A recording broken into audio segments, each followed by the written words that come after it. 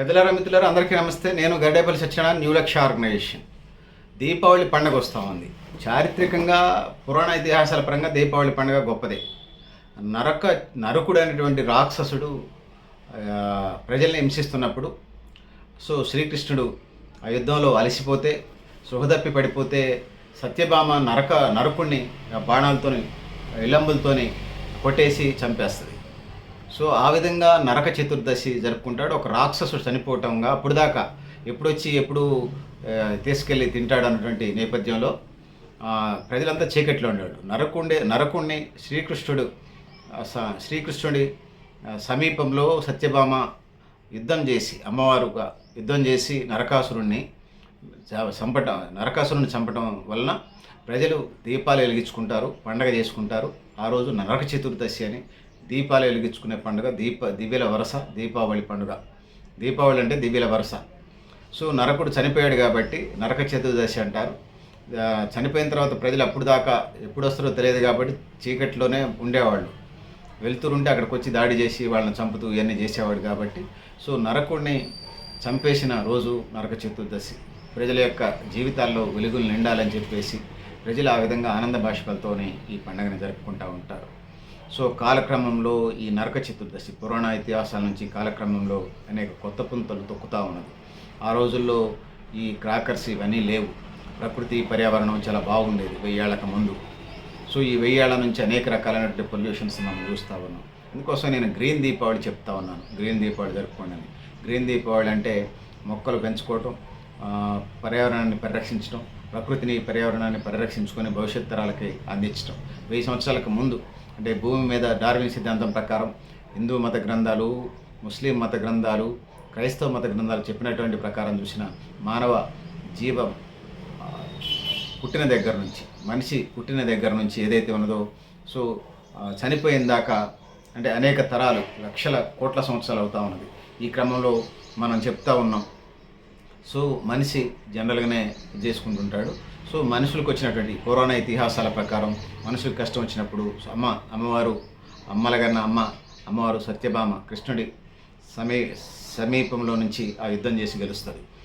ఇది పురాణ ఇతిహాసాల నుంచి లభిస్తున్నది. ఈ పండుగ ప్రారంభమైనప్పుడు ఈ క్రాకర్స్ ఇవన్నీ లేవు. మనం అట్లా చెప్పుకుంటూ పోతే ఒక 100 ఏళ్ల క్రితం కూడా ఇంత క్రాకర్స్ లేవు. అట్లా చెప్పుకుంటూ పోవాల్సి వస్తే 50 సంవత్సరాలకు ముందు కూడా ఇంతగానం క్రాకర్స్ లేవు. ఇంకా మరీ చెప్పాల్సి వస్తే 30 ఏళ్లకు ముందు కూడా ఇన్ని క్రాకర్స్ ఇన్ని లేవు అనేది చెప్పుకో తప్పదు. ఇలా గ్రీన్ దీపావళి అంటే కొంతమంది కోపాలు వస్తూ ఉన్నాయి. దీపావళి అప్పుడే గుర్తుకొస్తుంది కొన్ని పండుగ. అది దీపావళినే కాదు, ఇతర ఫంక్షన్స్ అప్పుడు కూడా అదే పనిగా టపాసులు పేల్చడం, క్రాకర్స్ పేల్చడం ప్రకృతిని పర్యావరణాన్ని దెబ్బతీసేవి. ముఖ్యంగా గ్రీన్ దీపావళి అంటే క్రాకర్స్ లేనటువంటి దీపావళి. ప్రమిదలు వెలిగించుకోవటం, కొవ్వొత్తులు వెలిగించుకోవటం, ఆ విధంగా ముందుకెళ్ళాలి. ఎల్ఈడి బల్బులు, కరెంట్ తక్కువ గల ఎల్ఈడి బల్బులతోని వెలిగించుకొని ఇంటి మీద లైటింగ్లు వేసుకుని లేకపోతే బల్బులు పెట్టి ఆ విధంగా దీపావళి పండుగనే జరుపుకోవాలి. ఆ విధంగా ముందుకు పోవాలి. ఇందులో ఇంకా నేను ప్రధానంగా పండుగలకు సంబంధించి చెప్పుకుంటూ వచ్చేది ఎప్పటికైనా అది ఏ మతాలకు సంబంధించి, హిందూ, ముస్లిం లేకపోతే క్రిస్టియన్ మతాలకు సంబంధించి ఏదైనా కూడా నేను ప్రధానంగా గ్రీన్ దీపావళి అని సందర్భం వచ్చిందిగా చెప్తున్నాను. ఇందులో ప్రధానంగా ఇంకా నేను చెప్పదలుచుకుంది ఏంటంటే, గ్రీన్ దీపావళి అంటే ఆ క్రాకర్స్ ద్వారా పొల్యూషన్ స్ప్రెడ్ కాకూడదు ఒకటి. రెండోది ప్రకృతి పర్యావరణాన్ని మనం దెబ్బతీయకూడదు. అనేక ప్రమాదాలు జరిగే పరిస్థితులు కూడా ఉన్నాయనేది ఈ సందర్భంగా తెలియజేస్తున్నాను సోదరులారా, సోదరిమణులారా.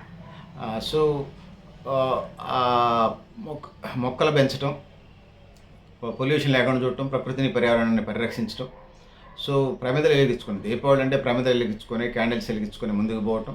లైటింగ్లు, ఇళ్ల మీద లైటింగ్లు, మీ యొక్క ఉద్యోగ వ్యాపారాలు చేసేటువంటి ఆఫీసుల మీద, ఇళ్ల మీద, నివాస ప్రదేశాల్లో, ఊర్లలో, వాడల్లో, పల్లెలలో, వాడ పల్లెలలో, పట్టణాలలో, నగరాలలో పండుగని సెలబ్రేట్ చేసుకోండి. ఆ విధంగా చేసుకుంటే అది గ్రీన్ దీపావళి ఉంటే ఇంకా మంచిది అనేది ఈ సందర్భంగా తెలియజేస్తున్నాను పెద్దలారా, మిత్రులారా. ఇందులో మనం లాస్ట్ ఇయర్ 2024లో చూసాం. 2024లో అత్యధికంగా అసలే ఢిల్లీ అంటేనే కాలుష్యం. ఆ కాలుష్యానికి తోడు క్రాకర్స్ కాల్చడం వల్ల పొల్యూషన్ అయిపోతే అసలు ప్రభుత్వ పిల్లలకు సంబంధించి ఇబ్బంది అవుతుందని చెప్పేసి విద్యా సంస్థలు, ప్రభుత్వ ప్రైవేట్ అని కాదు, విద్యా సంస్థలన్నీ 10 రోజులు సెలవులు ఇచ్చినటువంటి నేపథ్యాన్ని మనం చూస్తూ ఉన్నాం. క్రాకర్స్తోనే అంత పొల్యూషన్ జరుగుతున్నటువంటి నేపథ్యాన్ని, ముఖ్యంగా రసాయనాల రూపంలో, వాయు కాలుష్యం రూపంలో, లేకపోతే ఇతర వాటి రూపంలో అవి కాలుష్యాన్ని స్ట్రెంత్ చేసి వాటిని స్ప్రెడ్ చేసి లేకపోతే వాటిని ప్రొడక్ట్ చేయటం అంత మంచి పద్ధతి కాదనేది ఈ సందర్భంగా నేను తెలియజేసుకుంటున్నాను. సో పర్యావరణవేత్తలు కూడా ఇదే చెప్తున్నారు. పెద్దలారా మిత్రులారా, నేను హిందువుల పండుగలకో, ముస్లింల పండుగలకో, క్రిస్టియన్ పండుగలకో నేను వ్యతిరేకం కాదు. సో నా పేరే సత్యనారాయణ, రిప్రజెంటేటివ్.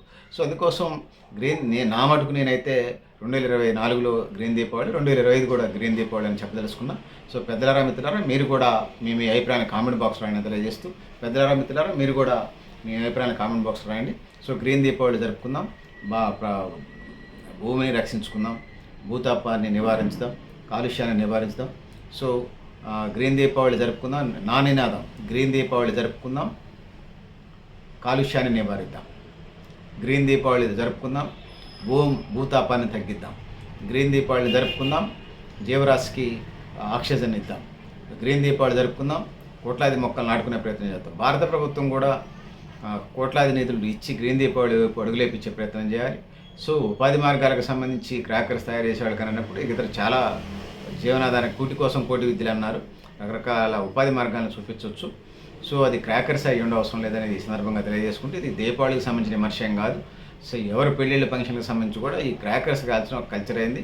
ఒకవైపు చెవులు బగిలిపోయేలాగా, చెవులు చిల్లులు పడేలాగా, రెండో వాయు కాలుష్యాన్ని పెంచడం, ఈ రసాయనాలు వాడటం, ఈ జల కాలుష్యం, వాయు కాలుష్యం, లేకపోతే సౌండ్ ధ్వని కాలుష్యం, ఇట్లా రకరకాల పరిస్థితులకు నెట్టేయబడుతున్నాం కాబట్టి సో వీటిని అధిగమిస్తూ గ్రీన్ దీపావళి వైపుకి ముందుకు వెళ్ళాలని తెలియజేసుకుంటూ, పెద్దలారా మిత్రులారా మీరు కూడా మీ అభిప్రాయాలు కామెంట్ బాక్స్లో నేను తెలియజేస్తూ, నేను గరిడేపల్లి సత్యనారాయణ, న్యూ లక్ష్య ఆర్గనైజేషన్. థ్యాంక్ యూ అన్నారు.